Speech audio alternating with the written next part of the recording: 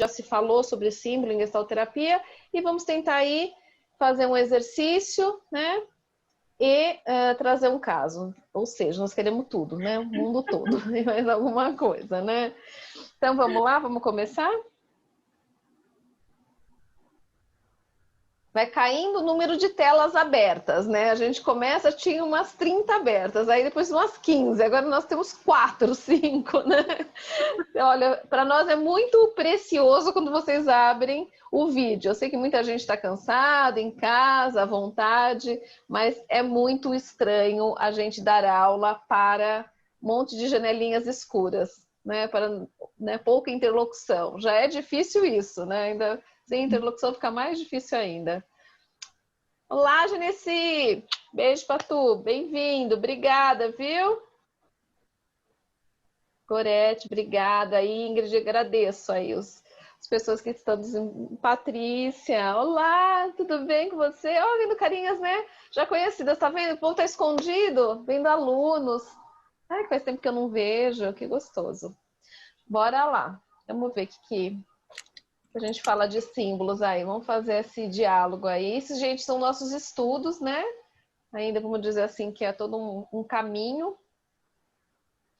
de estudos que nós estamos desenvolvendo, trazendo desde o início, assim, que Proust falava sobre símbolo, até como é que a gente pode trabalhar símbolos em gestalterapia. Já trabalhamos, né? Talvez o que a gente fale para vocês não seja nada demais. Podemos começar a compartilhar a tela?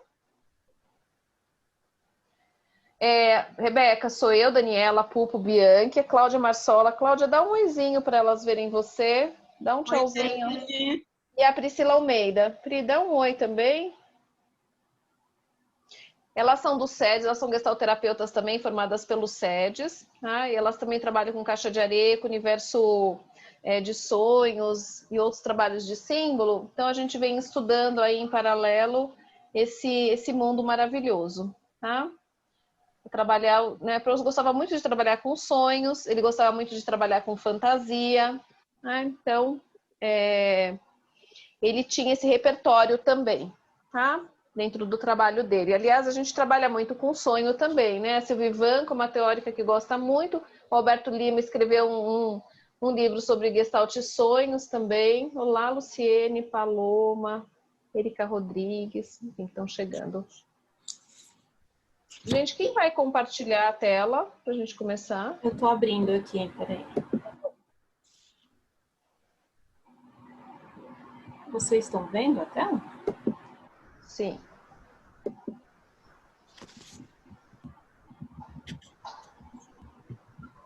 Não, para a gente introduzir, então, a gente começou fazendo a pesquisa do que a psicologia, né, falava sobre sonhos. Então, sobre símbolos, né? O símbolo, ele não nasce dentro da gestalterapia, muito pelo contrário, né? Vem muito antes os estudos sobre símbolo, porque símbolo faz parte da condição humana, né? É do humano o simbolizar. E aí, nos nossos estudos sobre símbolo, né, a gente procurando a palavra símbolo, então a gente vê que a origem de símbolo, como na origem na língua portuguesa, né, é uma origem latina, símbolo significa marca ou símbolo, que é derivado do grego clássico símbolo, e sua tradução significa senha garantida. Uma palavra formada por sim, que significa junto, e balen, que significa lançar, arremessar, atirar, né? Então a gente pensar um atirar junto, um lançar junto, coisas que estão juntas, né? Pensar que símbolo é uma senha garantida já nos dá uma dica do que esse universo simbólico pode representar para nós que trabalhamos com humanos, né? E humanos têm essa capacidade inesgotável de produzir símbolos, seja através, né, de desenhos, de imagens, de esculturas, de palavras. A palavra também é um símbolo, das construções simbólicas como a poesia, né, ou qualquer tipo de manifestação artística, sempre contém uma... Gente, eu pediria para que vocês fechassem os áudios, tá bom? Durante a palestra. Se vocês quiserem fazer alguma pergunta, vocês podem fazer pelo chat, ou, se desejarem, vocês podem também fazer perguntas, abrir o microfone e fazer a pergunta, tá bom? Vamos lá? Vamos continuar mais um pouco? Então, antes de Jung, Freud já falava de símbolos. Pri, pode mudar.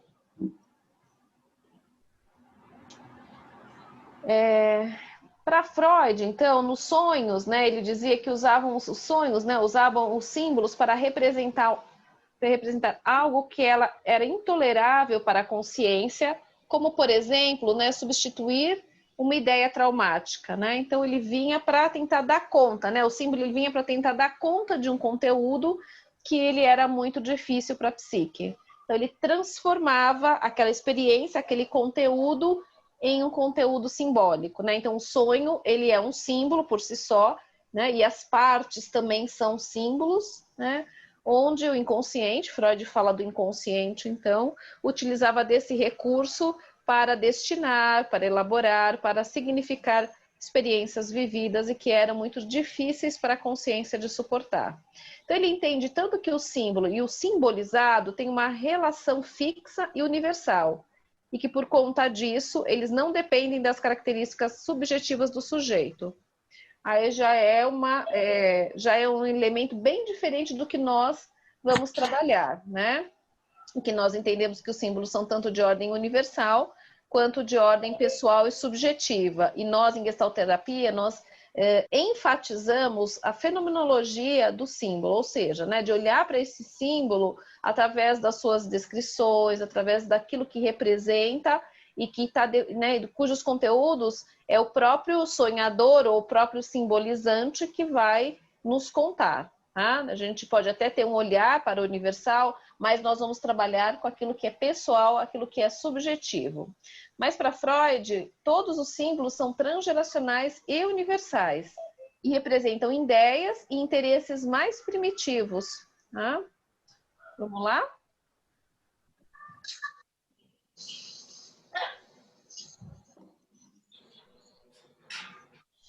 Jung, que foi, né, discípulo de Freud inicialmente, depois acaba rompendo com Freud, montando a sua, né, e criando a sua própria escola através das suas reflexões, através dos seus inúmeros estudos. Ele se aprofundou em símbolo, acho que é a abordagem que mais fala de símbolo. Ela é uma abordagem simbólica, né? Trabalha com arquétipos, com representações e imagens simbólicas o tempo todo. Então, Jung mergulhou nos símbolos, utilizava vários recursos, né? Então, ele usava sonhos, ele usava mandalas, depois veio da psicologia analítica também, a parte toda do Sunplay, né? Que é da caixa de areia, que também é símbolos, os mitos, né? E para Jung, o símbolo refere-se a uma palavra ou imagem que tem conotações para além do seu significado convencional, com aspectos que nunca são precisamente definidos ou explicados, pois nunca será possível alcançar o símbolo em sua totalidade. Então, para Jung, o símbolo tem muitas camadas, muitas facetas. É como se ele fosse holográfico. Cada vez que a gente olha para um símbolo, a gente se relaciona com mais uma faceta dele. Então, é uma imagem, né? É uma palavra, uma imagem, enfim. É uma expressão, é uma figura carregada de significados, carregada de representações, e que a gente nunca consegue esgotar plenamente a sua compreensão. Cada vez que a gente se debruça num tempo de vida ou num momento de vida sobre aquele símbolo, uma nova faceta acontece, né? Psiquicamente, ele tem enorme valor na mediação entre os conteúdos internos e externos, refletindo assim processos psicológicos ativos e criativos. Vamos lembrar que a psicologia junguiana é uma psicologia também do inconsciente, né?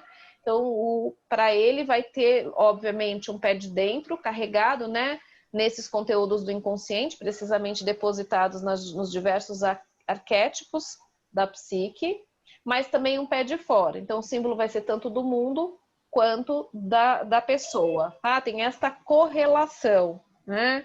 Obviamente que tem uma profundidade que Jung traz com relação a símbolos, porque ele fala sobre inconsciente coletivo. Então, aí a profundidade desse símbolo, ele inclusive vai encontrar eixos mais ligados à humanidade, aos conteúdos coletivos da humanidade, tá? E carregado, obviamente, de relação com todos os arquétipos que estão ali mobilizados no inconsciente, tá bom? Então, Jung mergulha profundamente, os junguianos fazem leituras lindas, interpretativas e processos psíquicos a partir de todo esse universo simbólico, ok? Vamos lá, Pri? Eu vou dar sequência, então, à fala, e vou trazer um pouquinho do olhar que o Peirce tinha para os símbolos. Ele não trabalha de uma forma interpretativa, como Freud trabalhavam, mas ele vai olhar para os símbolos de uma maneira muito fenomenológica. No testemunho ocular, principalmente, mas também no Gestalt Terapia Explicada, ele relata um pouco do trabalho deles com sonhos e como ele trabalha esses símbolos em termos de partes, mas a gente vai falar aqui um pouquinho do que ele conta no testemunho ocular. Então, para ele, todo homem tem essa habilidade inata de trabalhar com símbolos. Então, as palavras, os pensamentos, as teorizações, tudo isso reflete uma capacidade que nós temos de trabalhar esses simbolismos. E ele coloca que os símbolos eles são como rótulos que surgem a partir de ideias, e que isso é mutável e vai se transformando. Então, essas ideias, a partir de ideias, vão se elaborando e aí surgem novas ideias acerca daquelas ideias. E isso vai se repetindo. Então, esse símbolo, ele vai tendo essa capacidade de se ampliando, e isso vai sendo transmitido de gerações em gerações. Então, ele olha para essa característica do símbolo como tendo aspectos universais, mas também como tendo aspectos individuais. E olhar para criar e usar os símbolos são capacidades que expandem através do resultado real do uso dos símbolos e das fantasias. São passadas adiante como uma espécie de legado, aumentando o conhecimento e a compreensão de gerações futuras. Estou num congresso.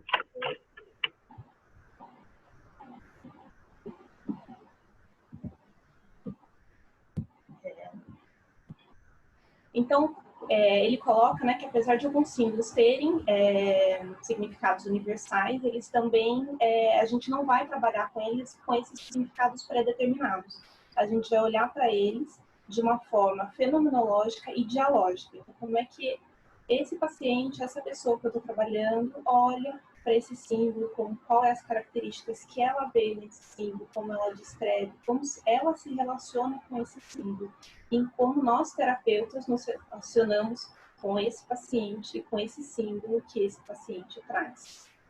E ele coloca que se o terapeuta, um pouco da função do terapeuta ajudar nessa ampliação, dessa percepção desse paciente acerca desse símbolo, e que aos poucos o paciente vai aprendendo com o terapeuta a ele mesmo interpretá-lo, ele mesmo entender quais são os significados que esse símbolo vai tendo na vida dele.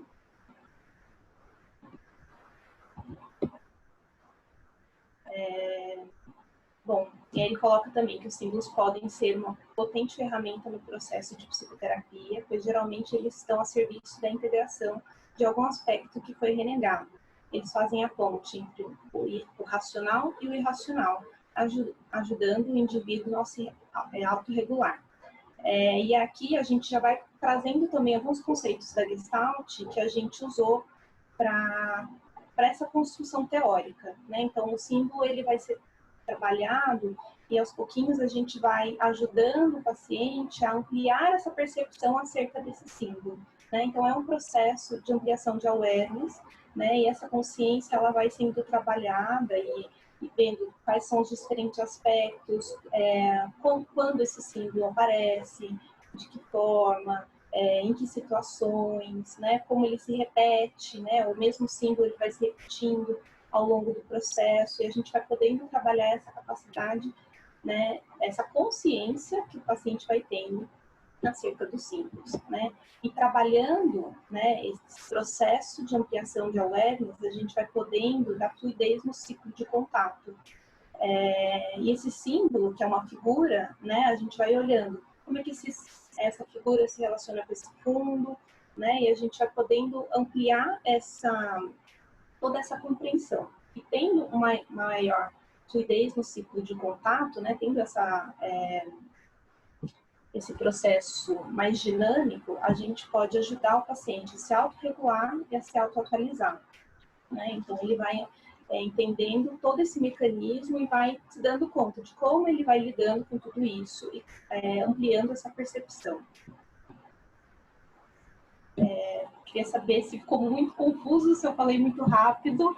Estou aqui olhando para algumas carinhas. Alguém tem alguma dúvida? Quer colocar alguma coisa? Não? Tá.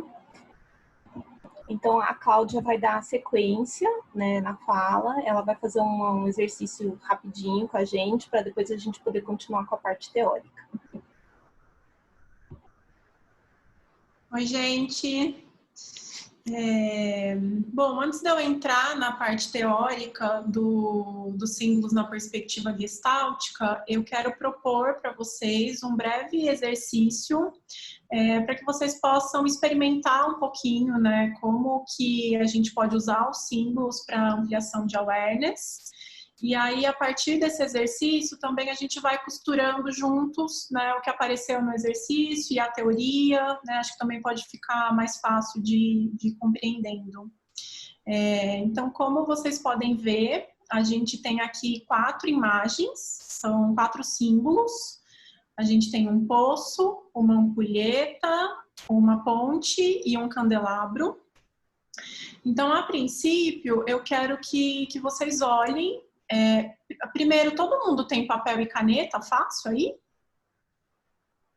Se eu consigo ver algumas carinhas. Tá. Então, a princípio, eu quero que vocês olhem um pouquinho, né, para essas 4 imagens e observem se tem alguma que mais chama a atenção de vocês, se tem alguma que desperta algum interesse maior. Então, eu quero que vocês escolham realmente uma das imagens e que vocês se fixem nela.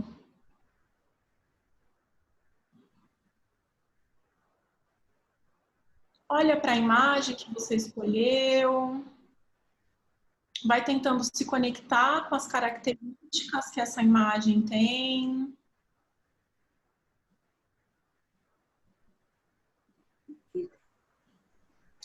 E por alguns instantes, eu vou pedir para que vocês fechem um pouquinho os olhos.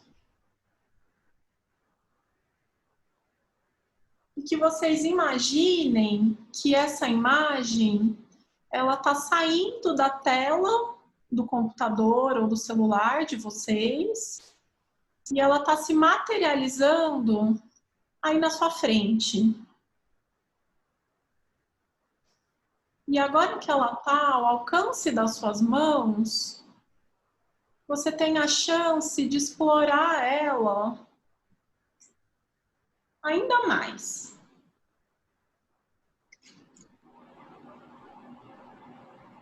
Você pode tocá-la, você pode sentir a textura, você pode ver melhor o tamanho, a cor. Vai explorando os detalhes de diferentes ângulos, de diferentes perspectivas. Vai observando qual que é o contexto que essa figura está, se existe um contexto ou não. Observa se existe alguma emoção presente, se vem alguma memória.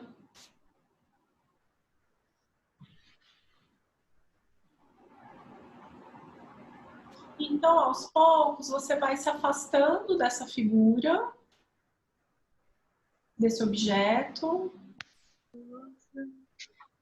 e vai observando ele cada vez mais distante, até que ele retorne para a Terra. Vou pedir para que todo mundo feche o áudio, para que não interfira.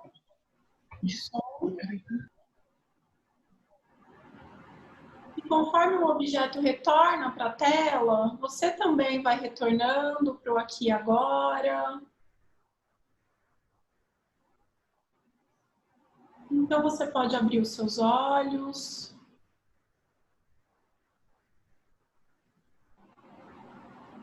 eu vou pedir para que vocês escrevam em poucas palavras o que ficou para vocês dessa experiência.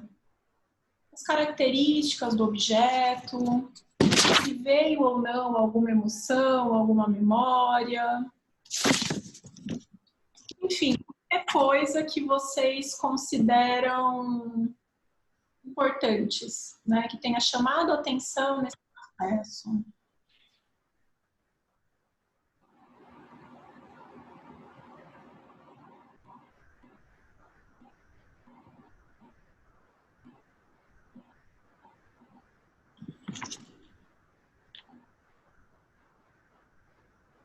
Vou dar um minutinho para que todo mundo escreva.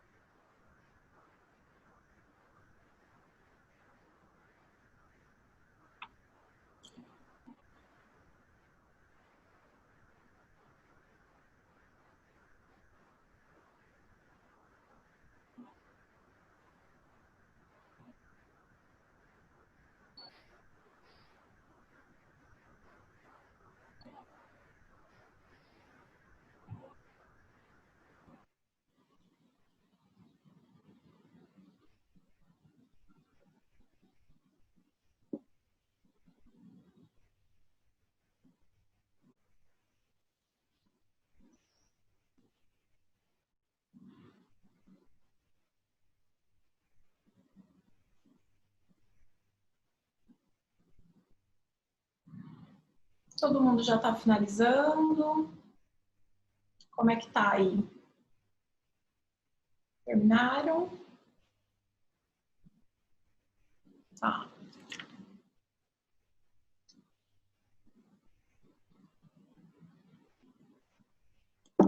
Pri, eu acho que eu não consigo passar o slide, né, daqui. Você passa para mim, por favor?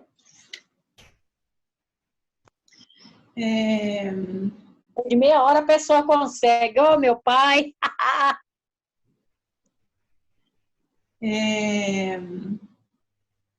A gente, muito provavelmente, né, não vai ter tempo para ouvir muitas pessoas, né, a respeito desse exercício. Provavelmente a gente consiga ouvir, né, umas 2, talvez 3 pessoas.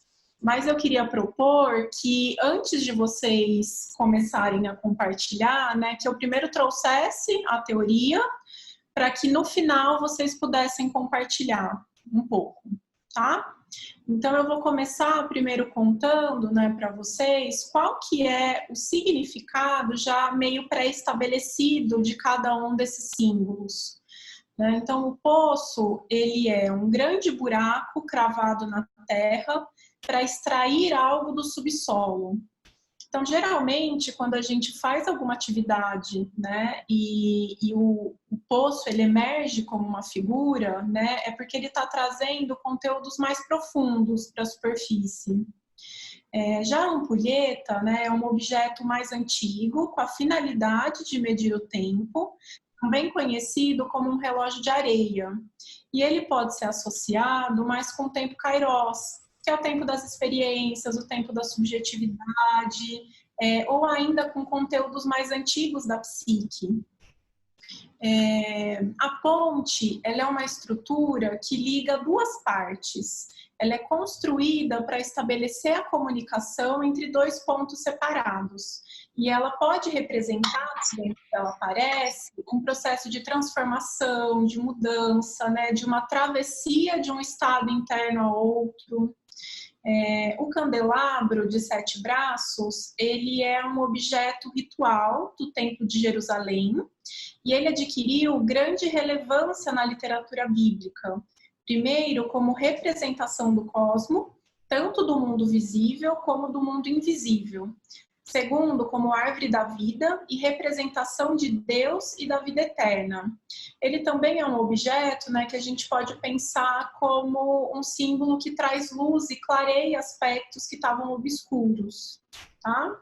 Então, a princípio, esses são os significados mais pré-determinados, né? Não sei se daria para a gente dizer universais, mas pelo menos, né, alguns aspectos que já estão meio definidos, né, que não contam com a subjetividade de quem escolheu, né, cada um desses símbolos como figura, tá? Pri, pode passar.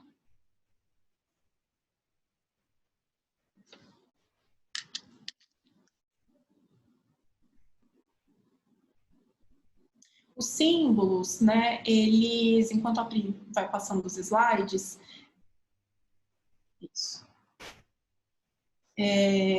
Alguns símbolos, eles são conhecidos mundialmente, alguns símbolos, eles são compreendidos apenas dentro de um determinado grupo ou contexto, e tem ainda outros símbolos que podem ser interpretados de diferentes formas e em diferentes culturas, né? Mas, no entanto, se a gente fosse abrir uma roda de conversa agora para aprofundar no que cada um de vocês experienciou, a gente provavelmente ia ver que, por mais que algumas pessoas tenham escolhido um mesmo símbolo, e ainda que houvesse alguma semelhança no que elas escreveram, com certeza em cada relato a gente ia encontrar algo que é muito subjetivo, algo que é muito próprio da experiência daquela pessoa com aquele símbolo.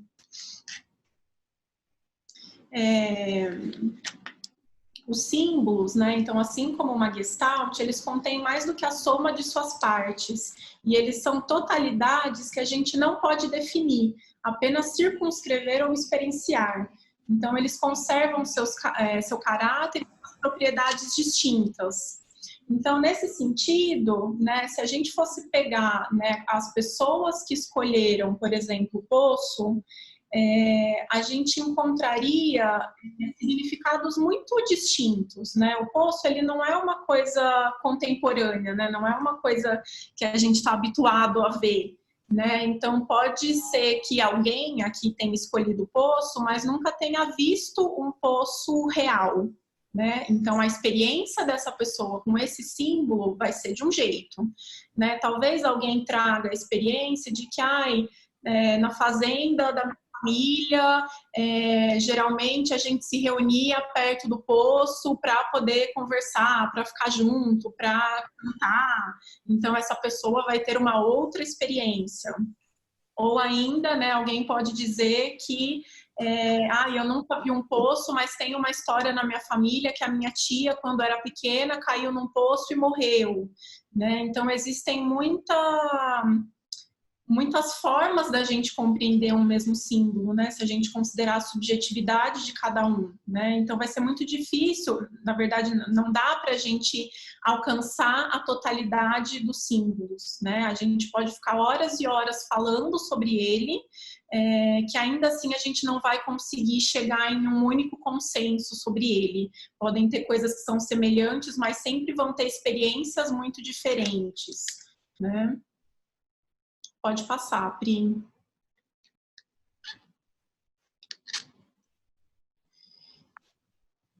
O símbolo também a gente pode pensar ele como uma figura, né, que emerge de uma experiência de contato, que contém diversas informações, né? Então, muito provavelmente, aí na experiência de vocês, né, vocês foram se deparando com sensações, emoções, sentimentos, ações, um contexto, né? Então, é muito rico de significados, né? Não é só uma imagem, né? Toda uma experiência junto desta imagem, né? E a linguagem simbólica, ela é tanto universal quanto subjetiva, porque cada ser humano vai interpretar as próprias experiências à sua maneira, e poderão, dentro do seu desenvolvimento, atribuir diferentes significados para um mesmo símbolo, que é um pouco o que eu falei em relação ao poço, né? Ou em relação a qualquer outro símbolo, né? O significado que ele tem para mim, ele vai ser muito diferente, ou ele pode ser muito diferente do significado que tem para vocês, né? E em Gestalt, a gente dá muita ênfase na construção subjetiva mesmo desse símbolo. Então, por mais que eu tenha trazido aqui, mostrado para vocês que existe já um significado um pouco pré-determinado desse símbolo, a gente usa isso como um pano de fundo, né? E aí aos poucos a gente vai tentando, né, ir em direção à subjetividade, né, de cada pessoa em relação a esse símbolo. Tudo bem até aqui? Pri, você pode passar, por favor.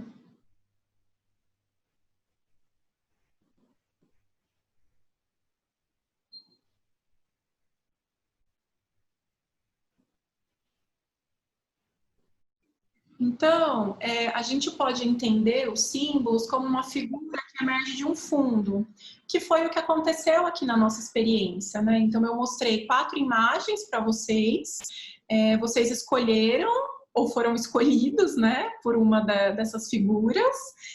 E aí, nesse momento, essa imagem, né, que você escolheu, ela se tornou uma figura e as outras 3 foram para o fundo, né? E aí uma figura, ela é permeada de muitos significados, né? Então, talvez seja interessante aí nesse processo aí de vocês, que vocês possam talvez tentar se perguntar um pouquinho, né? Por que dessas 4 imagens me chamou a atenção essa? Por que essa se tornou uma figura para mim? Né? Então, será que essa figura, será que esse símbolo... Obrigada. Ela está trazendo, né, uma necessidade que busca ser atendida, né? Talvez essas possam ser perguntas que vocês podem escrever.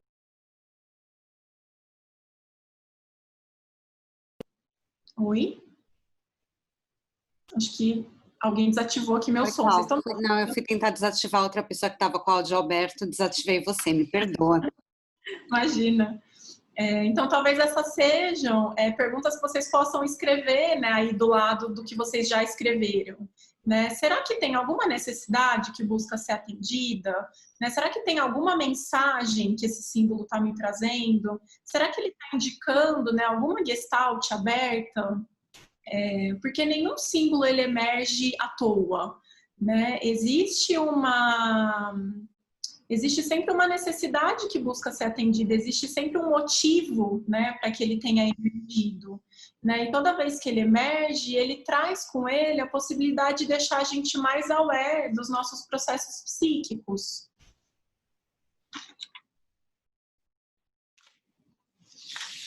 Tudo bem até aqui? Pri, pode passar mais um, então.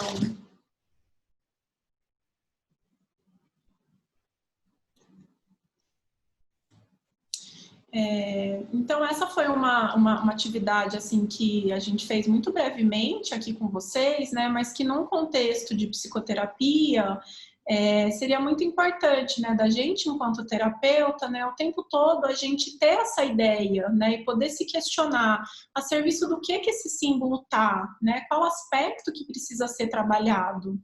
Então, o símbolo ele sempre vem como uma possibilidade de elaboração de necessidades não satisfeitas, situações de impasse, polaridades, e também como situações de integração e desenvolvimento.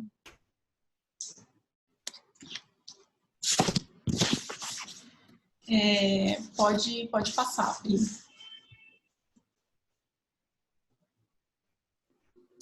A gente separou aqui, né, alguns símbolos na prática clínica, né, algumas possibilidades, na verdade, de se trabalhar com símbolos. E em todas essas possibilidades, né, eu acredito que o mais importante é a gente não perder de vista que todo símbolo que for escolhido, seja de forma mais racional ou irracional, ele sempre está propiciando o encontro do cliente com ele mesmo, né? Da gente com a gente mesmo, né? Então, como eu falei anteriormente, né, é importante a gente sempre se manter nesse caminho, né? De se questionar a serviço do que esse símbolo tá, qual aspecto que precisa ser trabalhado, né? Então, primeiro, né, a gente selecionou a caixa de areia, né? Então, na caixa de areia, pensando nas miniaturas como símbolos, cada escolha é muito única, né? E quem trabalha com caixa de areia sabe disso, né? E, por mais que mais de uma pessoa escolha a mesma miniatura, às vezes no mesmo dia, são significados muito diferentes que cada pessoa atribui àquela miniatura, àquele símbolo, né?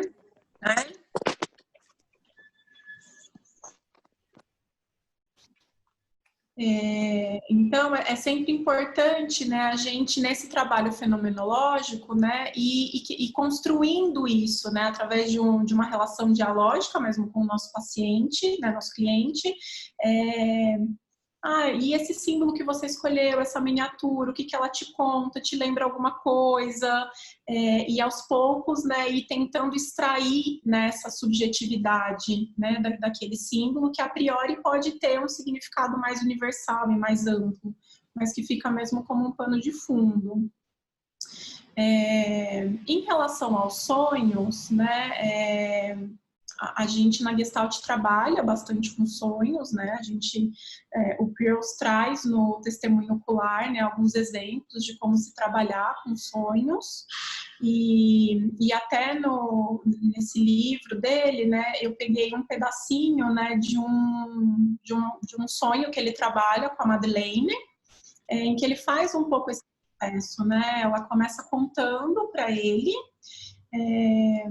do sonho dela, né? Um sonho em que tem um lago, e aí ela vai trazendo, né, muitos elementos desse sonho, e aí ele escolhe, né, o elemento do lago, e aí a gente também, né, no caso do livro, né, descrevendo, ele escolheu esse elemento para que ela pudesse interpretar e representar. Mas a gente também pode perguntar para o nosso cliente, né, de tudo isso que você está trazendo do teu sonho, né, o que te chama a atenção, né, qual aspecto que você destacaria, né? Mas aí no recorte que o Pearls faz, ele pede para que ela seja o lago, para que ela fale como lago, né? Então, de um símbolo maior, ele vai o tempo todo conduzindo ela para que ela possa ir afunilando um pouco essa experiência e podendo chegar na primeira pessoa, né? Até que ela fale como se fosse o lago na primeira pessoa, né? Então ele vai dizendo para ela, né? Não use o ele, não use ela, né? Vai falando eu sinto, eu quero, eu preciso. Então, essa também é uma possibilidade da gente ir trabalhando com símbolos, né? Os mitos, as histórias, existem muitas possibilidades também de trabalhar com mitos, mitologia grega, mitologia nórdica, mitologia africana, indígena, e sempre não perdendo essa perspectiva, né? De sair do todo mais universal para aquilo que é mais subjetivo para o cliente, né? Então, por que isso te chama atenção? Por que essa figura, né, dessa história mitológica te chama atenção? O que isso faz sentido para você? O que isso tem a ver com a tua história, com o teu momento de vida? Histórias também muito bacana de trabalhar, né? Tanto filmes, desenhos animados, personagens, ou até tentar trabalhar com o cliente, né? Se for um cliente adulto, né? Ou um jovem adulto, né? Quando você era criança, qual história você gostava de ler, ou qual história que seus pais liam para você, qual era a sua preferida, e aí tentar fazer também um paralelo, né? Entre quando você era criança, né, e pedia para ler e reler e ouvir muitas vezes aquela história, né, o que será que você estava tentando elaborar naquele momento da tua vida, né, e ouvindo hoje a história, relendo hoje, né, o que você sente, né, tentar criar também essas possibilidades de atualização, né, no cliente a partir desse símbolo que amplia a consciência dele, né? E através dessa ampliação de consciência ele vai conseguindo se auto-atualizar, se autorregular, né? E a arte-terapia também, né? Qualquer método, né? Ou qualquer atividade, qualquer exercício que a gente puder propor, né, para o nosso cliente, que possa ajudar ele a usar também as funções criativas, né, a sair um pouco só da fala, da linguagem, do racional, do concreto, né, e poder se aprofundar e descer para outras camadas, né? Então eu fico pensando, né, no exercício que eu propus um pouquinho para vocês, né? Num primeiro momento, vocês olharam para a imagem, né? E aí vocês conseguem ter um recorte da experiência, né? Quando eu peço para que vocês fechem os olhos, né, a gente já vai para um outro nível de subjetividade, né, em que vocês saem daquilo que está posto, né, daquela imagem que está na tela, e aí vocês conseguem se conectar com outras possibilidades daquela imagem, né? E aí ela já pode ter um contexto, ela já pode ter uma outra forma, ela pode estar ali na tua imaginação no tamanho real, ela pode ser uma miniatura e você pode pegar na mão, né? Então explorar também essas funções de contato é algo muito importante. E acho que o próximo, Pri.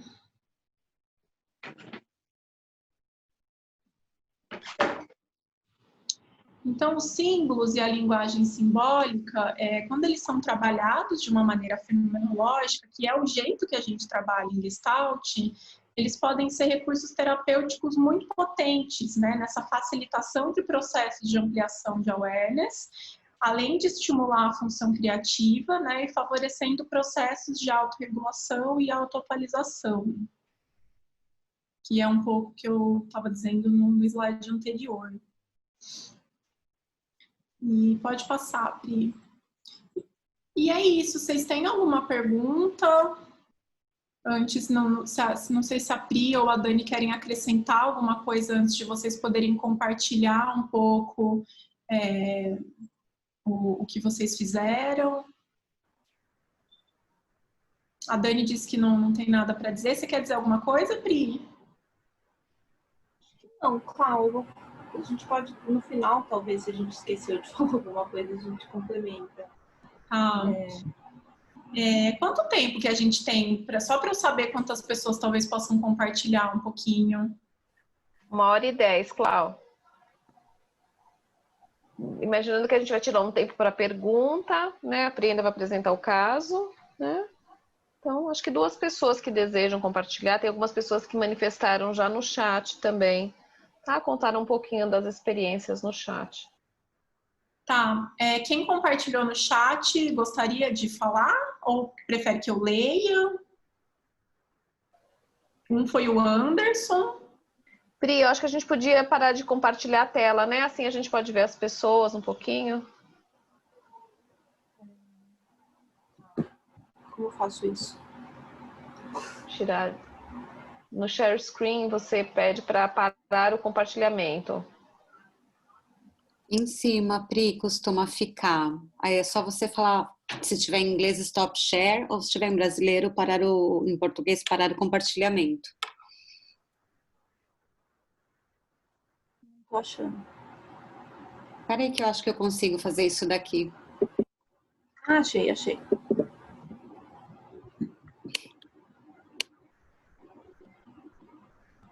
Eu vi aqui no chat que a Ingrid compartilhou.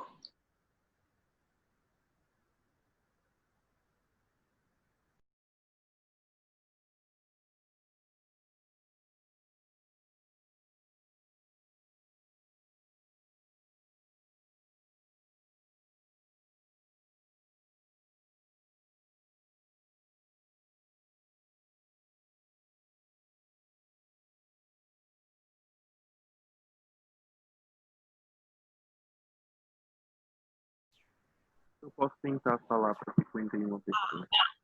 Oi, Anderson. Vamos lá. É para eu contar um pouco da experiência de acordo com a vivência que a gente teve?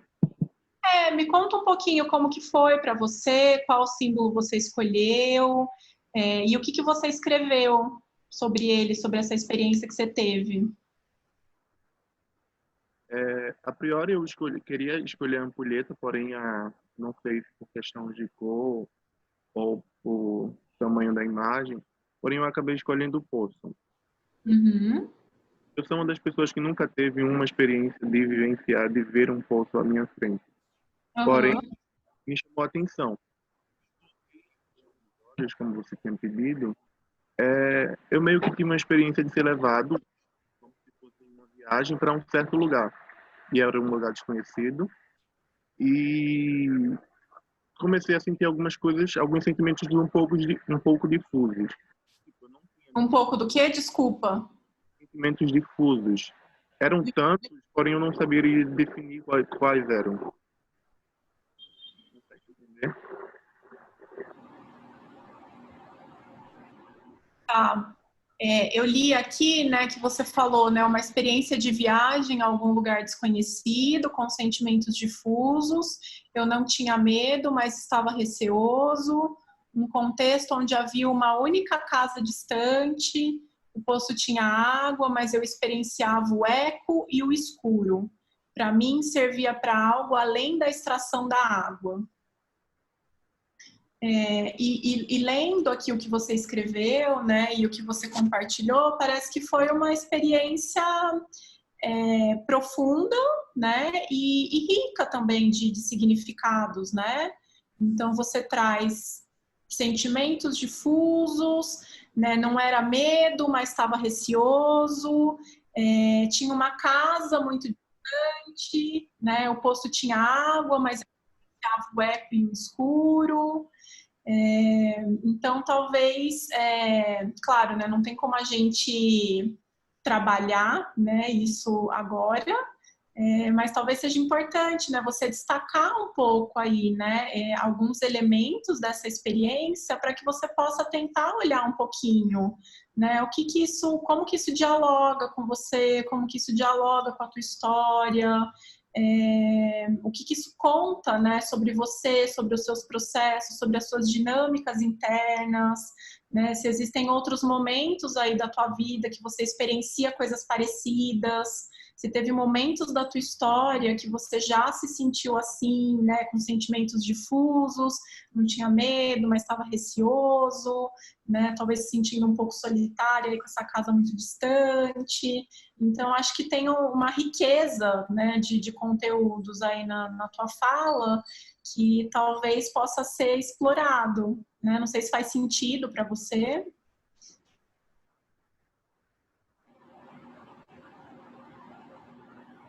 Muito obrigado.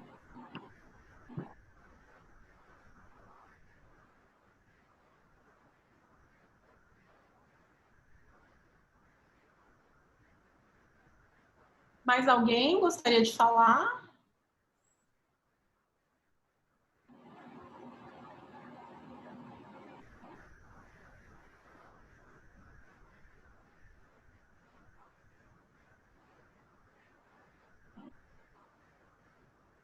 Bom, acho que se mais ninguém quiser compartilhar, talvez a gente possa passar para o caso clínico. Acho que podemos, né? Aí a gente abre no final para perguntas, né? Podemos fazer uma... Aí, Sim. abre para fazer uma interface, né? Podemos voltar, Pri, para compartilhamento. Bom, eu vou falar de um caso, então, que eu atendi. Eu estou chamando essa paciente de Maria, né? Ela era uma jovem universitária, ela tinha 20 anos na época, e ela inicia o processo de psicoterapia porque recentemente ela tinha se dado conta que ela tinha sofrido um abuso sexual na infância. Né? Ela era bem pequenininha, ela não se lembrava direito, mas essas memórias começaram a voltar, né? E conversando com a irmã, elas perceberam, né, que as duas tinham sido violentadas pelo avô. E isso trouxe uma angústia muito grande, né, uma ruptura na família, né, em que os pais incentivaram elas, né, a fazer boletim de ocorrência e a buscarem os direitos e tudo, mas a família estendida, né, os tios, os avós, enfim, minimizaram o ocorrido e encobriram, né? E esse avô, ele fugiu, né? E ela não teve mais contato com ele, porque ele viu que teria algumas consequências legais e jurídicas, embora essa história fosse antiga, né? E a paciente começa a psicoterapia trazendo muitas questões de ansiedade, né? Então, ela tinha muita falta de ar, ela tinha muita dificuldade para dormir, muitos pesadelos, ela não conseguia dormir sozinha, ou dormia sempre com luz acesa, então ela vinha né? Essa história chacoalhou ela, assim, e ela começou a rever muitas questões da vida dela, né? E questionar muitas coisas na vida dela como um todo, né? E em um momento na terapia, ela começa a trazer sonhos repetitivos com esse avô, né? Então, e nos sonhos eles tinham algo em comum, que era ela estava correndo, fugindo desse avô. Então ela entrava, como se ela estivesse entrando na casa dos avós, né, na casa que eles moravam quando ela era pequena, né? E ele chegava e ela começava a correr e ele saía correndo atrás dela. E o sonho não acabava, né? Era sempre essa sensação de estar sendo perseguida e tal. E em um momento eu sugiro para ela para a gente trabalhar esse sonho na caixa de areia, né? Então no consultório eu trabalho com esse recurso. E aí eu pedi para ela olhar ali nos armários das miniaturas e escolher algumas miniaturas e representar esse sonho nessa cena na caixa, né? E aí ela monta essa cena. Então ela coloca essa casinha, né, como sendo a casa dos avós, né? Ela põe essa miniatura no meio, que é um dragão, esse caminhão, uma espada e essa bailarina representando ela, né? Então ela coloca que ela é essa bailarina, né? Essa pessoa sensível, potente, de muita sensibilidade, né? E coloca o avô sendo representado por essa figura do dragão, né? E aí eu peço para ela ampliar um pouquinho esses símbolos e descrever, né? O que ela associa, né? Quais os significados ela atribui para cada um desses símbolos, né? E aí eu vou trabalhar especificamente o que ela trouxe com relação ao dragão, a espada e a bailarina. Então, a bailarina, ela trouxe esse significado, né? De menina, mulher, potente, artista, que tem uma visibilidade, que tem recursos, né? Ela traz a espada como sendo as armas, né? E aí ela coloca, né, as armas que hoje eu tenho para me defender, os recursos, né, a fala, o conhecimento que ela tem hoje, e o dragão como sendo o avô, né? Essa figura má, ruim, né, violenta, agressiva, né, e monstruosa, né? Então ela traz essa figura do avô representada pelo dragão.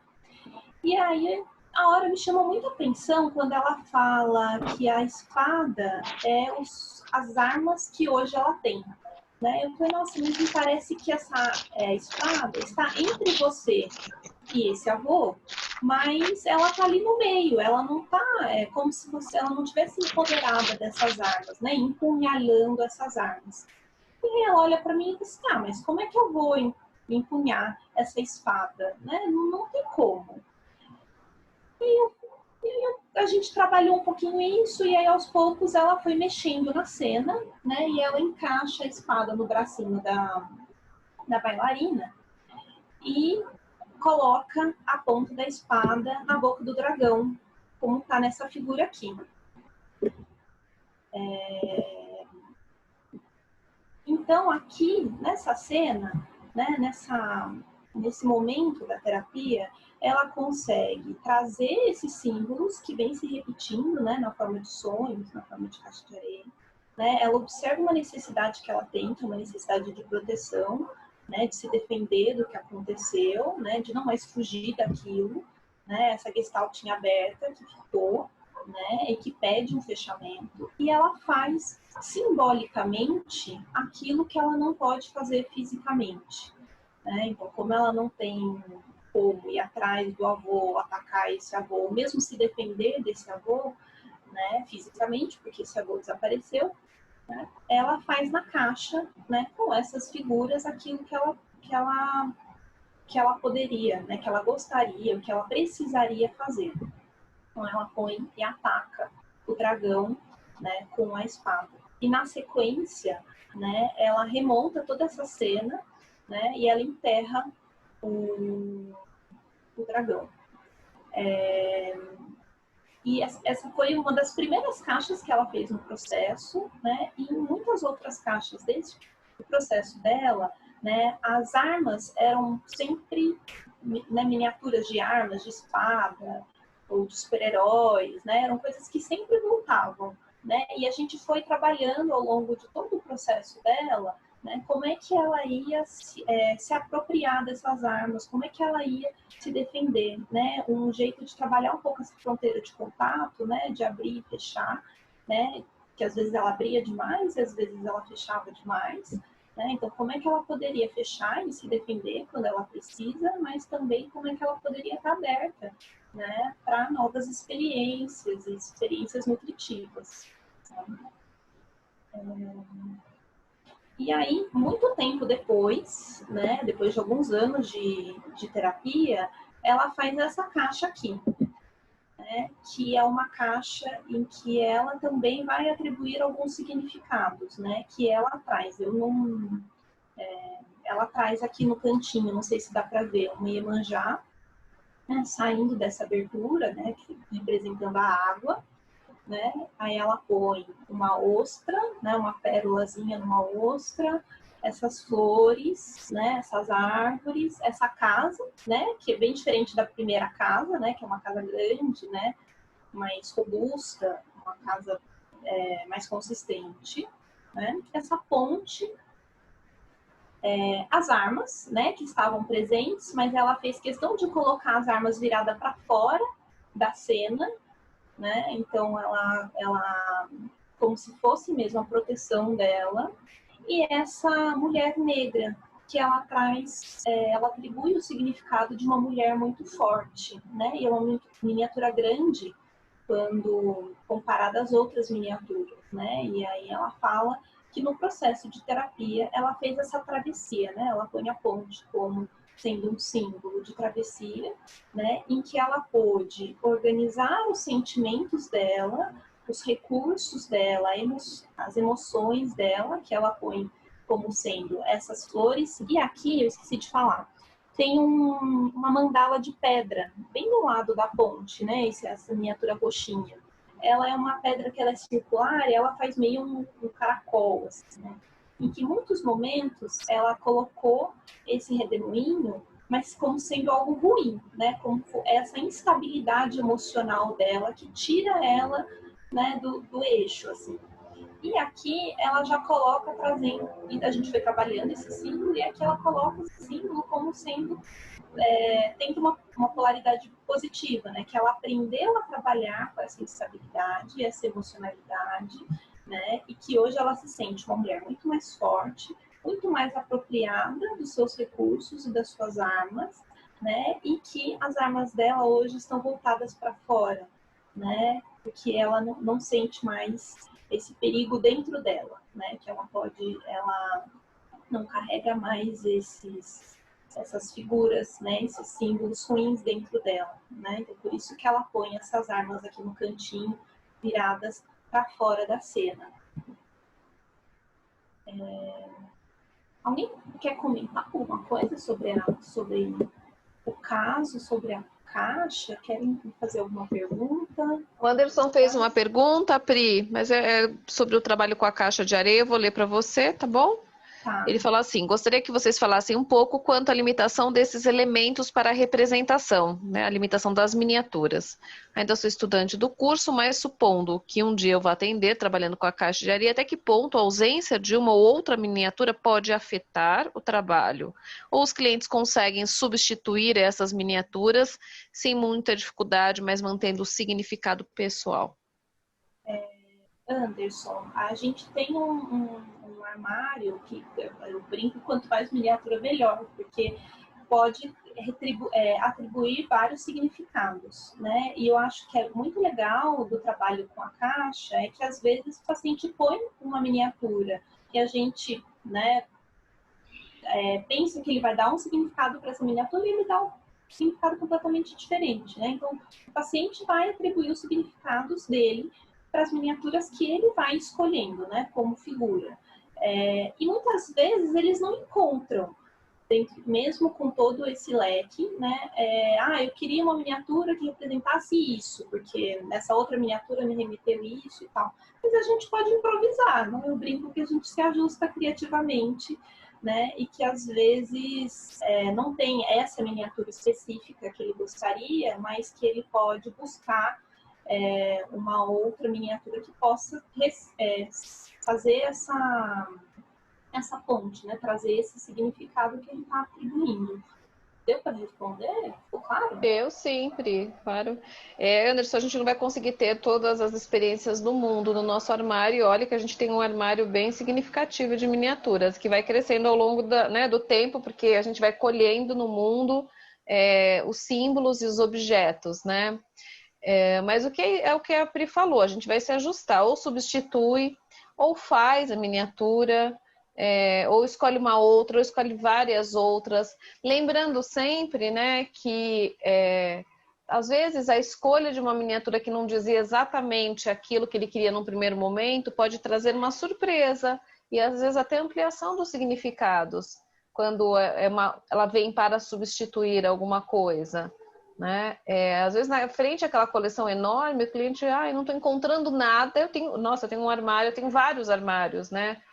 Carregados assim de miniaturas. E às vezes a pessoa fala, não encontro nada. Né? Então, às vezes o processo também ele é interessante da gente observar como vai sendo construída a caixa, né? É como um desenho, é como as histórias que a pessoa vai construindo. Às vezes precisa todo de um tempo e de uma gradação, para que ela possa ir se familiarizando com a experiência e com o experimento e ir se apropriando daquela experiência, né? Porque às vezes as resistências iniciais, elas inibem mesmo a construção, né?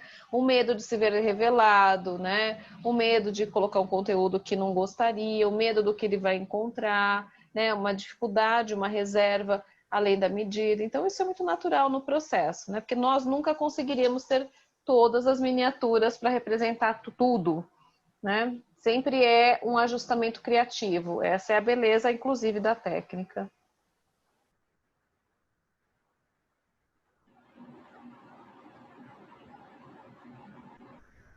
Bom, alguém quer fazer alguma outra pergunta ou comentar alguma coisa sobre o caso?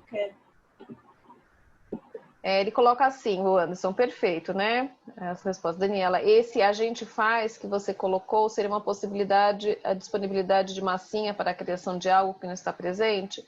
Massinha, sucata, papéis, biscuit, tem várias possibilidades, tá? Pode sim, fazer pode vir a partir de objetos que vão construir. Aliás, às vezes a pessoa pode construir, inclusive, as miniaturas que ele quer colocar na caixa, né?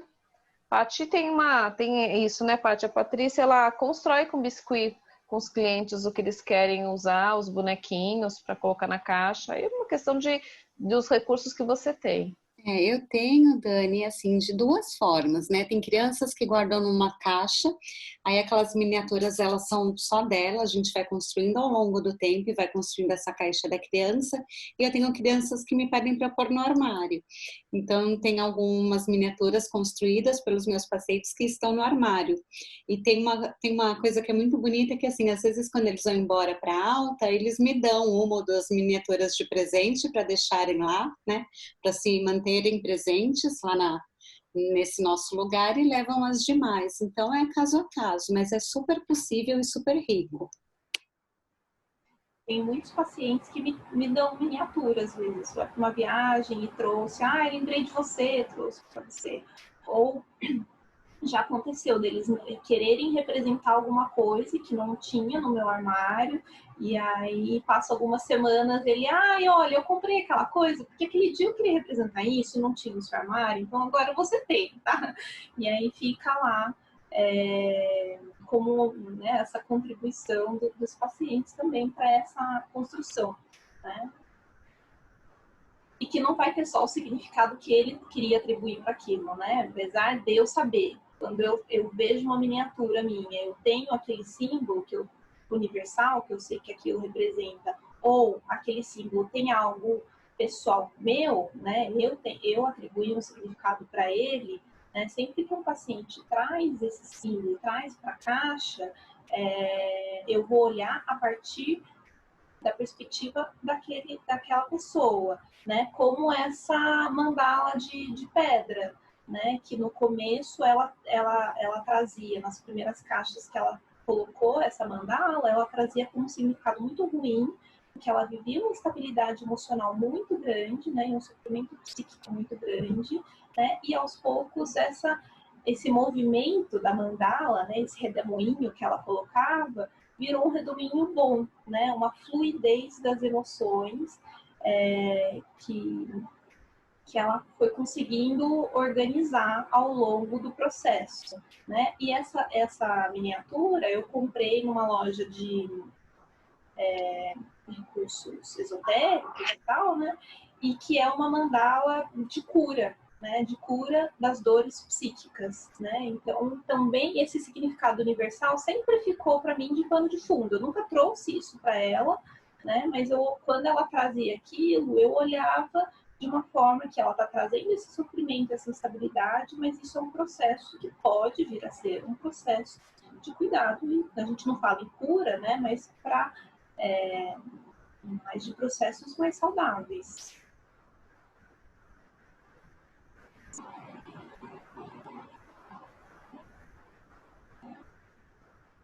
Tudo bem? Alguém quer falar alguma coisa? Perguntar alguma coisa? A gente tem mais uma partezinha teórica para terminar.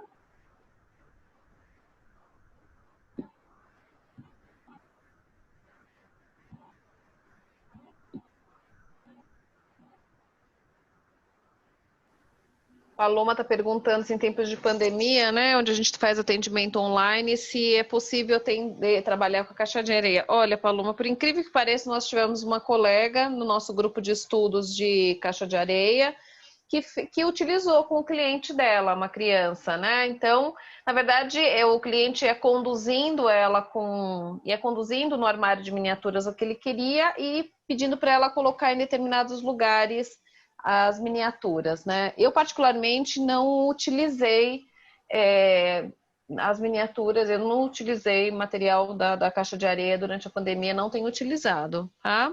Mas é isso, a criatividade depende da criatividade do terapeuta, da relação do terapeuta com o cliente, né? E o cliente desejoso de executar. Então, essa colega nossa estava no consultório fazendo atendimento, a criança viu a caixa de areia, pediu para utilizar se ela podia, que ele queria pôr umas miniaturas na caixa, para ir lá no armário mostrar as miniaturas que ele ia explicando. E ele foi explicando e foi conduzindo a terapeuta, tá? Eu acho que é você, né, Paty, que tem visitado os cenários, né? Porque como a gente tem também, a gente fotografa os cenários, uma outra possibilidade é a gente fazer as visitações agora dos cenários durante a pandemia, né? Trazer os arquivos e compartilhar com o cliente, por exemplo, o próprio cenário executado por ele em momentos anteriores. Tá? Perfeito, Dani. Bastante revisitação de cenário, está sendo muito rico. E eu trabalhei também com um paciente a construção de cenário, como a gente fez no grupo de estudos, né? Ah, é verdade. Nós criamos um exercício no grupo de estudos de caixa de areia, né? Um grupo que a gente tem, que a gente estuda. Nós criamos uma possibilidade daquela pessoa fazer um cenário com o que ela tem na casa dela. Isso também é um trabalho simbólico que dá para ser feito. Aí vocês podem usar amanhã com o paciente de vocês. Como?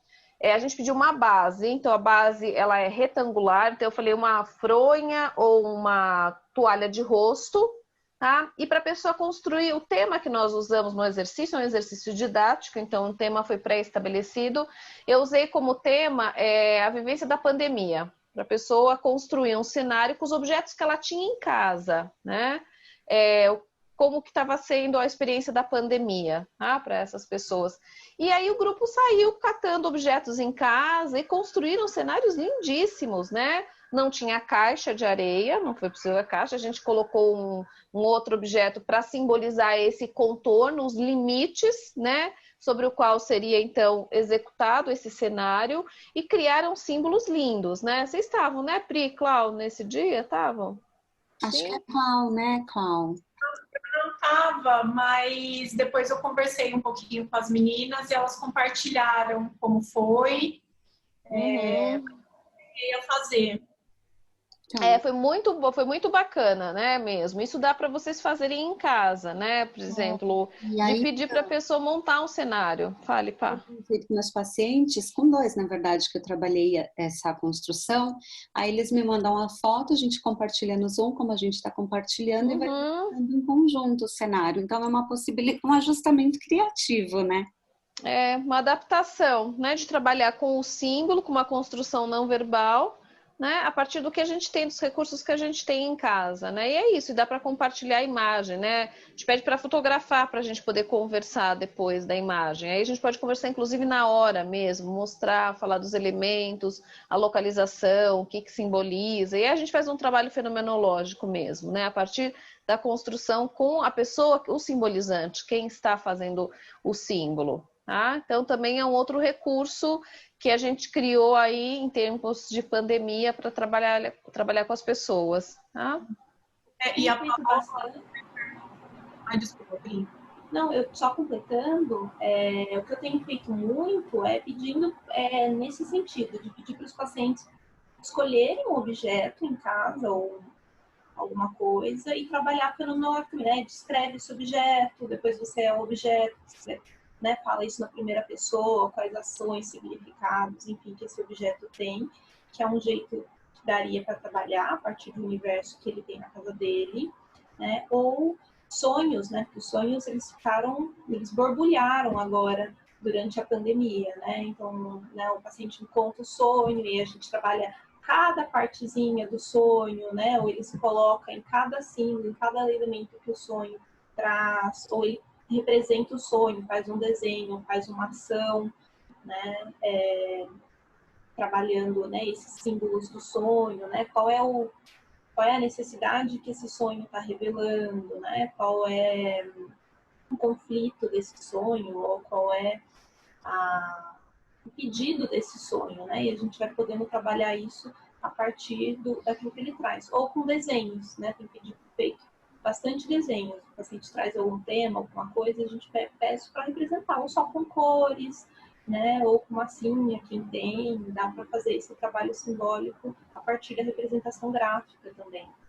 Sim, a Paloma até perguntou da questão do desenho, né? O que a gente tem com a caixa de areia e com as miniaturas é a tridimensionalidade, né? E, claro, a experiência sensorial da areia e das miniaturas, né? Porque o desenho ele é bidimensional, né? E na verdade, a caixa de areia ela é tridimensional. Então, e também o contexto sensorial ele é muito mais intensificado. Talvez as funções de contato fiquem mais intensificadas na caixa de areia, né? O desenho, às vezes a pessoa sabe, né, tem mais controle sobre o desenho, né? Mas o que a gente pode fazer? A gente pode pedir histórias com base no desenho, a gente pode ir aprofundando com outros recursos também simbólicos, né? Contar uma história, a história a gente se desdobra. Tem outros recursos que dá, outras formas da gente trabalhar também com figura e fundo, o recorte de uma parte, a gente recorta só um pedacinho do desenho e amplifica aquele pedacinho, né? São janelas do desenho, né? Que a gente cria e amplifica aquele desenho, também é possível, é um recurso mais simples, né? De trabalhar. A Gabriela perguntou se a gente faz esse uso, né, a montagem do cenário durante a sessão. É durante a sessão, sim. A Gabriela, você pede para a pessoa já criar, né, ali no ambiente, deixa perto, né, o vídeo ou o celular, enfim, o computador, e ela cria, fotografa e vocês compartilham depois, tá? Para você poder, né, finalizar o trabalho junto, construindo os significados junto com ela, né? Na verdade, a pessoa que vai dar os significados que ela julga importante, tá bom?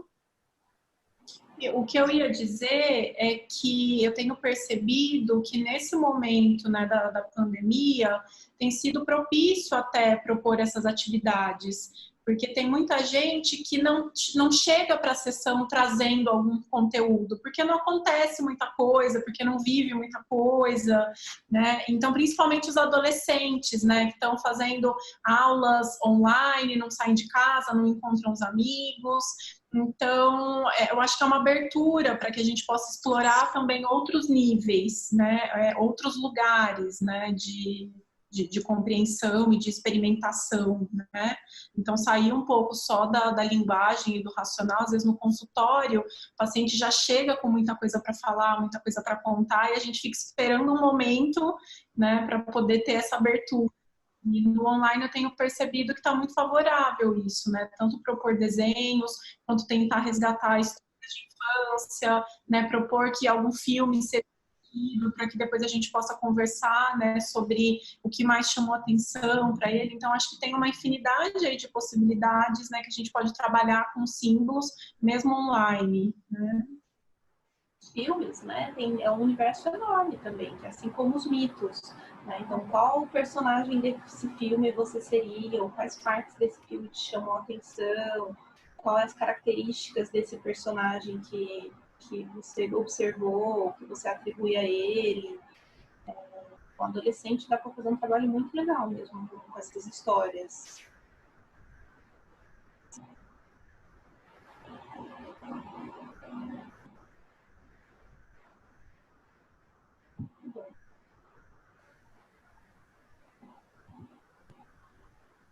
Podemos continuar, Pri? Tem mais um pedacinho, né? Tem. Bom, então, o que a gente observa é que quando a gente não consegue simbolizar os nossos conteúdos e a gente deixa essas questões em abertas, né, que pedem fechamento, podemos entrar num processo de adoecimento. Então, essa dificuldade de simbolização pode vir como um sintoma, né? Às vezes o corpo aparece, às vezes né, esses sonhos ficam repetitivos e angustiantes, né? E aí são chamados, né, para que a gente possa cuidar dessas questões. E, pelo contrário, quando a gente consegue trabalhar, né, o cliente encontra no setting um ambiente seguro, né, para trabalhar esses símbolos e simbolizar esses conteúdos, né, ele consegue integrar aspectos que até então não estavam aware, né, então ele consegue expandir essa consciência e olhando esse símbolo por outros aspectos, né, sejam os aspectos que ele pode atribuir, que ele pode mudar, os aspectos universais que a gente pode ir somando, né, e ampliando, né, essas partes que vão conversando. Então, durante o processo ocorre uma autoatualização, né, e aspectos que estavam cristalizados têm a chance de serem ressignificados, levando o indivíduo ao crescimento, né? Então, essa minha paciente que eu trouxe no caso, né, ela sabia que ela já não era mais uma menina, que era uma mulher adulta e que tinha recursos, né, e que tinha as armas dela, mas ela não tinha atualizado isso, né? Ela ainda se sentia, apesar dela saber disso, ela se sentia aquela menina, né? Aquela bailarina que estava lá de bracinho cruzado, né? Muito delicada e muito impotente, né? E ao longo do processo, ela foi se dando conta disso, foi mobilizando a energia dela, atuando no mundo, né? E aí, se dando conta de todo esse processo, ela atualizou, que ela não era mais aquela menina, que ela era essa mulher potente, né? E aí a gente vê a diferença das miniaturas que ela põe, né? No começo, aquela bailarina, né? Muito delicadinha, né? E depois a mulher negra, né? Que é uma miniatura grande, né? E que traz essa simbologia de muita potência. Bom, aqui tem algumas das principais referências que a gente usou na construção do trabalho, né? Foram muitas, a gente tentou pegar só as fundamentais. Se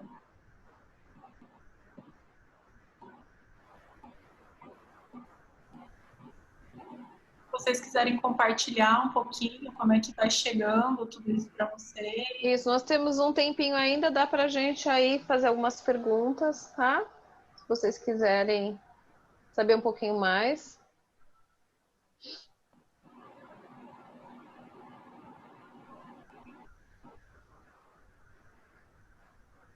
Imagino que o pessoal já esteja bem cansado, né, das últimas... Quem já ficou na maratona, né? Na maratona das 2, das 4. Fala, Maria Luz.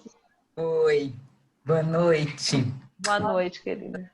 Eu estou tentando associar com com a tua fala das 2 da tarde sobre mitos, né? Aí Sim. vocês colocaram também que os mitos e histórias também são símbolos, né? E Sim. estou pensando como é que poderia associar algum mito que é identificado na família, ou mesmo que não está trabalhando com família, se está trabalhando, Uhum.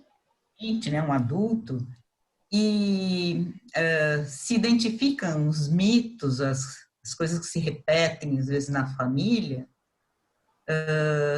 como que isso poderia ser usado como um símbolo, sabe? Aquele mito Sim, poderia sim. ser.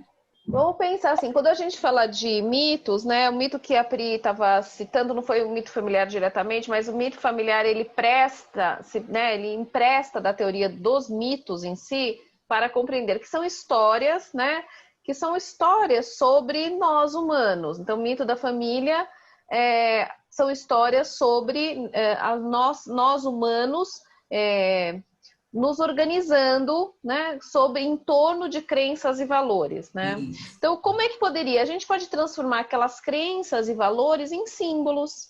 Então, por exemplo, a gente pode colocar um símbolo da justiça na caixa de areia, por exemplo, para simbolizar o valor da justiça, né? Poderemos colocar na caixa de areia vários representantes heróicos, por exemplo, para simbolizar a linhagem familiar, de pessoas que lutam muito, né? Isso acontece, inclusive, com muita frequência, né? Que às vezes a pessoa, esse aqui é meu pai, esse aqui é minha mãe, esse aqui são meus avós, né? Então eles vão organizando em torno de símbolos, né? De figuras simbólicas, aquilo que representaria a família, tá? Por exemplo, uma criança representou na caixa de areia, ela estava num processo de adoção, um caso que eu atendi, ele estava num processo de adoção. E num determinado momento do processo dele, teve todo um período que trabalhou traumas, né, da família de origem, da família biológica, uma família muito agressiva, muito violenta. E aí, no segundo tempo do processo terapêutico, ele estava trabalhando a questão da família. Então, ele usava, olha que interessante a construção dele, ele usava 2 caixas de areia, uma do lado da outra. Numa caixa, ele colocava famílias, eu tenho famílias de gorilas, então ele colocava família de gorilas, todos iguais, né? E na outra caixa, ele construiu uma outra família. Aí tinha dinossauro, tinha coelho, tinha macaco, e ele falava que ambos eram famílias, né? Ali era família, eram todos iguais, mas aqui eles eram todos diferentes, mas eles também eram uma família, né? E aí aquelas famílias, elas tinham histórias, iam para os parques, aí iam jogar bola, iam se encontrar, mas as 2 famílias tinham histórias, né? E então ele estava o quê? Ele estava construindo, né, uma história simbolizando a experiência dele, que era construir uma família a partir daqueles que se juntam, que são diferentes, né? Que é tão igual a outra família, que todo mundo é da mesma, né? Da mesma ali, do mesmo tipo, tá? Então a gente vê isso aparecendo, né? Claro que se você pedir por exemplo, os brasões de família, eles são símbolos que representam uma família, um nome de família, tá? E o brasão ele é cheio de símbolos, né? Porque ele vai representando todo esse universo daquela história, daquela família. Então, uma família que tem guerreiros, uma família que tem médicos, né? Tem todas essas simbologias que guardam. Então, é possível, sim. Às vezes, não compor num único universo, mas, por exemplo, na caixa de areia, a gente tem os universos aparecendo. E aparece facilmente, viu, Maria? Aparece muito facilmente, né? Nas diversas simbolizações. Você vê o avô que foi, né? O dragão. O avô, Dragão. qual que é o símbolo do avô? A violência. A agressividade, né? Uma violência. Ali o dragão como uma força agressiva descontrolada, né? Destrutiva. Tá? Uma força de destruição. Tá? E o poder que eu vejo, assim, desse tridimensional,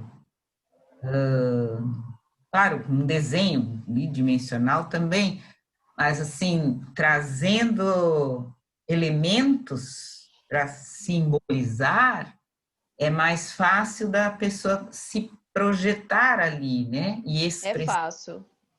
Isso que você está falando é uma verdade, né? Do que eu ter. Sobre, né? E é fácil, porque eu pego a miniatura e ponho. Então a caixa de areia tem essa facilidade. Isso que você está falando é bem importante, né? Como a pessoa, as miniaturas estão lá, os objetos estão lá, eu não preciso saber desenhar, não preciso saber pintar, eu não preciso ter talento nenhum, né? Que para nós não, de verdade, né? Para nós psicoterapeutas não é o talento que importa, mas a pessoa às vezes se inibe em querer representar alguma coisa e não conseguir porque não tem uma capacidade mínima ali de desenho.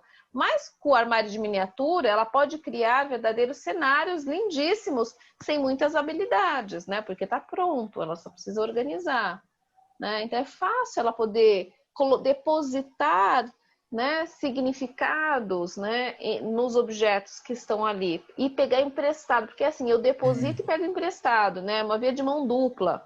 Ele me empresta os significados dele que eu pego para representar algo que tem meu. Então, os símbolos, eles têm algo de dentro e algo de fora. Tem o pé de dentro e o pé de fora sempre. É do mundo, e eu pego do mundo a parte que me interessa, né?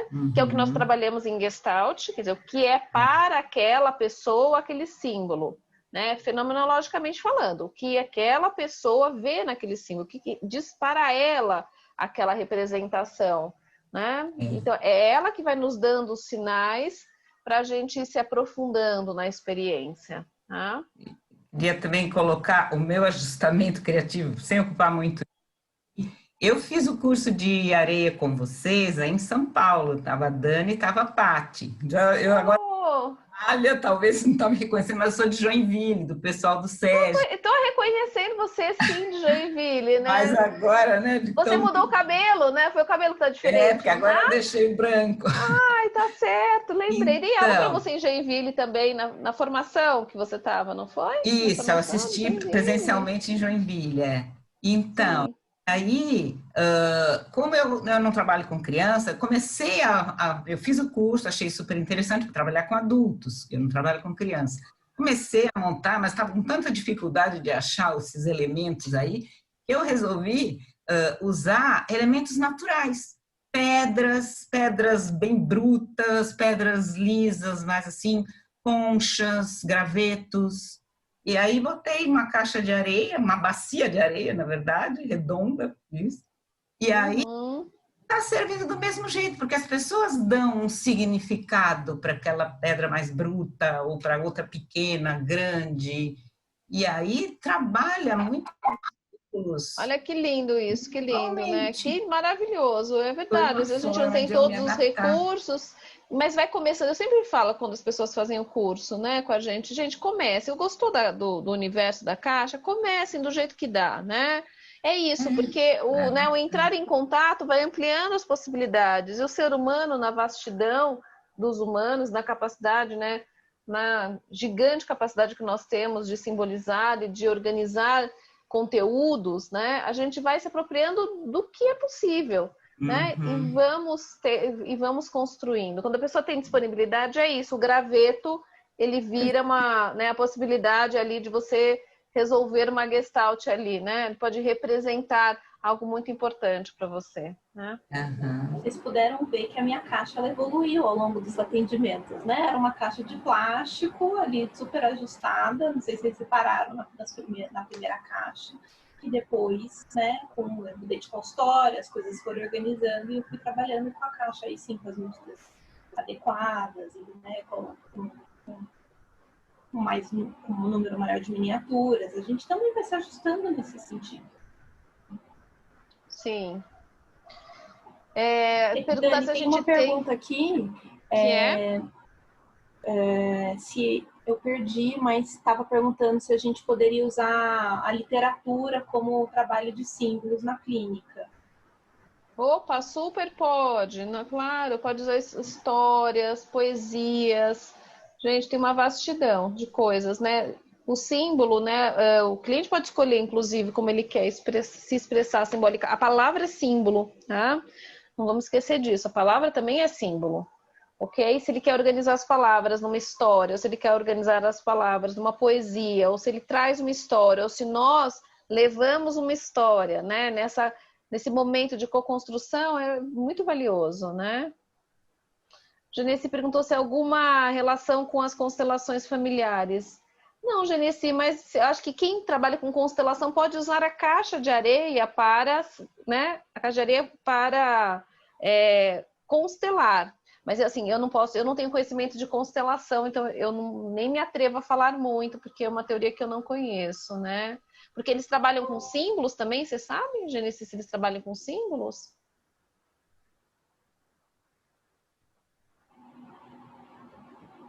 Dá licença, posso? Gente, vocês estão me Eles ouvindo trabalham bem? com bonecos também, eles fazem, às Ah, os vezes, bonequinhos, tá. e aí pode também ser representado numa caixa de areia, com os bonecos. Eu fico pensando aqui na configuração espacial, né? Porque para as constelações há uma relação, né?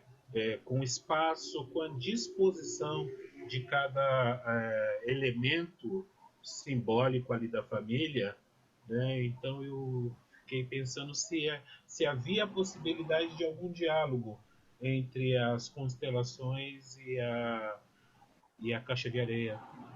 Acredito, assim, pelo que você está comentando, acredito que sim, né? Porque acho que é possível ampliar este olhar mesmo, né? Por exemplo, a caixa pode talvez servir a caixa e o repertório de miniaturas como os bonecos, né? Por exemplo, né? E talvez possa até olhar com relação a essa localidade, essa questão espacial, né? Eu fiquei Dani, pensando aqui posso no... colocar uma coisa rapidinho? Claro que assim, tem o amparo da teoria sistêmica, mas eu sei que as constelações elas também usam essa questão da ordenação, né? Então forma a ordem, quem chegou primeiro fica primeiro, assim. E eu já trabalhei isso num trabalho em que eu pedi para o cliente representar a família, não, na verdade ele representou a família e estava desordenada. Aí eu pedi que essa família fosse ordenada, pai, mãe, irmão mais velho e assim por diante. E isso foi transformador. Foi a única caixa deste cliente no processo, mas isso foi o momento mutativo do processo dele. Então, eu acredito que se possa trabalhar para outras formas de trabalho dentro das constelações. Você queria colocar alguma coisa, Pri? Eu ia comentar de um caso em que a paciente foi representar um conflito familiar na caixa, né? E ela usou todos os bonequinhos do filme Divertidamente. Só que ela nunca tinha assistido o filme. Só que as características que ela descreveu para cada uma das pessoas da família dela eram exatamente as características do filme, né? E eu perguntei para ela, você já assistiu esse filme? Ela, que filme? Ela nem sabia que os bonecos eram personagens de um filme. Eu falei, esses bonecos são de um filme e tal, não sei o que. Ela, não gosto de animação. Eu falei assim, acho que seria legal você assistir, né? E aí, quando ela assistiu, ela falou, nossa, mas né, a raiva é igualzinho o fulano da minha família, né? A alegria é a tal pessoa. E aí ela foi podendo se identificar e a gente pôde ampliar esse olhar para os símbolos que ela atribuiu naquele momento na caixa, mas que tinha a ver também com esse significado conhecido, né, pré-estabelecido. E ela pôde trabalhar toda essa questão da dinâmica familiar dela e como ela se coloca nessas relações. É um dos instrumentos simbólicos muito ricos, né, para a gente usar. Genesi, você queria comentar alguma coisa, né? Eu ia falar sobre essa questão do sistema, né, que pode emprestar alguns elementos, né? Então, quando, por exemplo, naquela representação em que a arma está entre os dois elementos, a princesa e o dragão, né, e é questionado, olha, por que a arma não está mais próximo de você, né? Ao invés de estar ali no meio, né? Então me parece que é um elemento que está muito mais presente nas constelações que podem ser emprestados, né, para esse trabalho com caixa de areia, né? Enfim, eu fico só aqui imaginando possíveis conexões, né, para ampliação. Uhum. Sim, acho que sim, acho que é bem possível mesmo, né? Acho que as constelações com todo esse universo, né, que também usa, como você está colocando, né, espacialidade, hierarquização, né, bonecos, né? Posições, tudo isso, com certeza, né? Esse elemento estético que a caixa de areia também fornece. Então, por aí eu acredito que seja possível diálogos, apesar de eu realmente não ter conhecimento sobre a teoria, mas pelo que você está comentando, acho que é bem viável mesmo a gente fazer esse diálogo, né? É um recurso muito plástico, né? A caixa de areia é muito plástico. É muito possível, assim, né? Para você utilizar sobre vários aspectos, né? Então a gente usa tanto para simbolizar as coisas, representar, né? Que a pessoa está vivendo. Eu uso para supervisão, para trabalhar a relação, né? Peço para construir. Às vezes dou uma supervisão que eu peço para a pessoa construir, colocar, né? O universo do terapeuta, o universo do cliente e a relação. E ali a gente vai usando através destes símbolos, a gente vai trabalhando ali a relação terapeuta-cliente. Então, a gente pode ir, ali tem uma plasticidade muito vasta, né? E muito gostosa, porque é muito bonito de ver, muito gostoso de ver, né? Então, dá para fazer bastante coisa, né? É um dos recursos simbólicos, né? A gente tem os sonhos também, que a gente trabalha, as histórias, a fantasia dirigida, que também é muito usada. Então, a gente tem uma série de recursos aí que a gente pode utilizar, né? Os desenhos, aí os clássicos, né? Os desenhos também, né? As histórias, os mitos, tá? Tudo isso é possível da gente conectar. Para ampliação, tudo vem na busca de ampliação, né? Das zonas de contato, ampliação de awareness, né? Para a pessoa poder se ver representada e poder se enxergar, né? Aquele caleidoscópio que a gente cria, né? Essa visão holográfica, ajudar o cliente a ter uma visão holográfica sobre si mesmo, se ver sobre vários ângulos, com várias linguagens. Tá? Mais alguma questão, meninas? Querem colocar alguma coisa, Clau e Pri? Acho que não. Não? Tá. E pessoas? Tem mais alguma pergunta? Nós temos ainda alguns minutinhos, se vocês quiserem.